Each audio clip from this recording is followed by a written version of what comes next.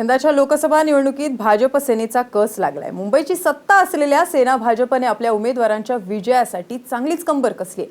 यासाठी प्रत्येक नगरसेवकाला घरोघरी जाऊन प्रचार करण्याचे आदेशही देण्यात आले आहेत। घरोघरी जा, उमेदवारांचा प्रचार करा। मुंबईतल्या सेना भाजप नगरसेवकांना पक्षाकडून आदेश। सेना भाजपनं घेतली प्रतिस्पर्धी उमेदवारांची धास्ती। लोकसभा निवडणुकीचा प्रचार जसजसा पुढे सरकतोय तसतशी सेना भाजपची धास्ती वाढताना दिसतीये। मुंबईतले 6 मतदारसंघ टिकवण्याचं मोठं आव्हान सेना भाजप समोर आहे। त्यामुळे घरोघरी जाऊन आपल्या उमेदवारांचा प्रचार करा असे आदेशच सेना भाजपच्या नगरसेवकांना देण्यात आले।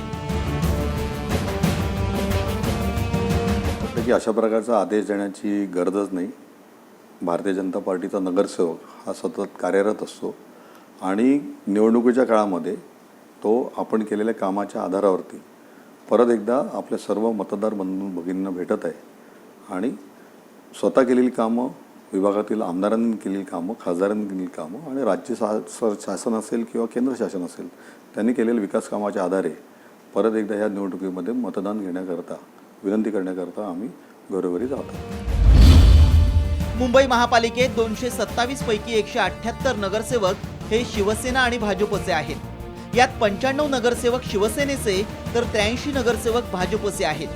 सरासरी प्रत्येक वॉर्डात किमान 55,000 मतदार आहेत। 2017 साली झालेल्या मुंबई महापालिकेच्या निवडणुकीत दोन्ही पक्ष वेगवेगळे लढले होते।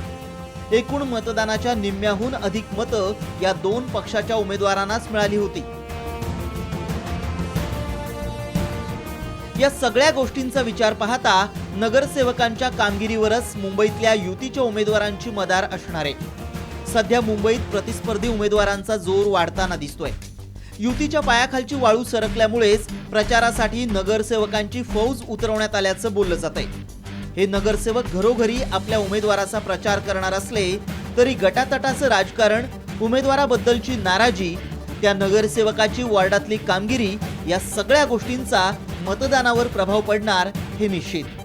सुमित सावंत, साम टीव्ही, मुंबई।